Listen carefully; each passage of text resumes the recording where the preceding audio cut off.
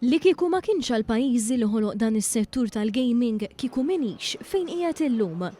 Dan kien il-ħsieb li qasam magħna l-moħħ wara Sigma Europe, Eman Police, f'intervista esklusiva ma' One News b'mod virtwali.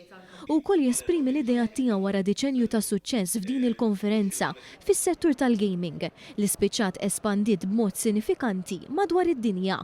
Fil-fatt, Police spjega kif qed ibastru li l-2025 se tkun sena rekordu tkompli tħalli l-frott tagħha f'dan ir-rigward. Il-kumpanija ilha xar snin għaddejja, kuntent immens bir-riżultati li qed inkomplu nġibu kull sena.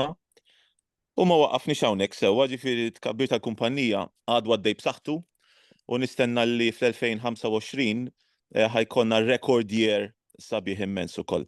Police tkellem magħna dwar il-possibilità li f'Malta jkollna Expo Center State of the Art fejn id-delegati li jiġu f'pajjiżna jingħaqdu f'post wieħed b'faċilitajiet esklusivi. U jispjega li kull organizzatur marbut ma' dan is-settur ikollu bżonn jikri bejn 400 u 500 kamra għad-delegati. U fil-każ ta' Malta l-ammont ta' delegati din is-sena kien ta' 27,000. Għalhekk b'Expo Center l-organizzaturi Maltin ikunu jistgħu jikkompetu ma' pajjiżi ferm akbar minn tagħna b'għodod b'saħħithom. Malta wasal iż-żmien li napprezzaw li jixirqilha State of the Art Expo Center illi minkejja li hemm concessional waħda qatt ma kien hemm l-impenn biex tinbena waħda. Biex isir investiment għal State of the Art Expo Center jeħtieġ li din il-concession ikollha magħha wkoll ancillary services.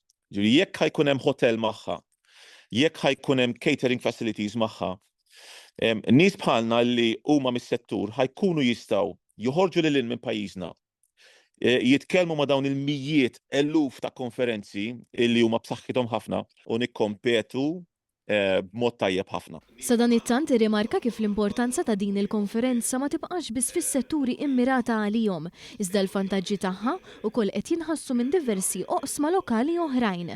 Però bis-saħħa hekk is-settur tal-gaming qed jara mijiet ta' impjiegi ġodda fis-sena. Jirrealizzaw kemm l-MGA u Gaming Malta ħolqu ekosistema tajba u permezz tal-Fiera Sigma daw jiġu u jispiċċaw iħallu uffiċċju f'Malta, jiftħu uffiċċju f'Malta. Ġifieri numru ta' jobs li jiġu kreati wara fiera minn kumpanniji li jixtiequ jistabbilixxu uffiċċju f'Malta huwa fil-mijiet. Waqt l-intervista Police tkellem ukoll dwar il-ġejjieni ta' Sigma, speċifikament sena oħra, meta se tkun qed issir fix-xahar ta' Settembru għal numru ta' raġunijiet. Il-fiera tixtieq tikber ħafna iktar minn hekk u s-soluzzjoni kienet illi mmexxuha lejn Settembru, ġewwa ma nistgħux nikbru, però f'Settembru barra nistgħu nkomplu nkabruha. Ma jkunx hemm skola dak iż-żmien, jiġifieri traffic ħatejn ħafna, u f'Settembru ikun hawn ħafna iktar flights ukoll milli f'Novembru. Jiġifieri lilna dik ħatejna għax inkunu nistgħu nattiraw ħafna iktar delegati. Fl-aħħar il-kap eżekuttiv ta' Sigma Europe esprima kemm hu grat lejn Art Twelidu li ħolqot settur kruċjali bħal dan. Jiena nibqa' ma' pajjiżi midjun għal omri għax li ma kienx għal pajjiżi li ħoloq dan is-settur tal-gaming kieku jiena m'għandix il-konferenza li għandi llum, kieku minnix fejn qiegħed illum. Ġifieri bidejja fuq qalbi ngħid illi nibqa' midjun għal omri ma' Malta u l-intenzjoni hija li nżommu il-fiera f'Malta u fejn nistgħu nkabru.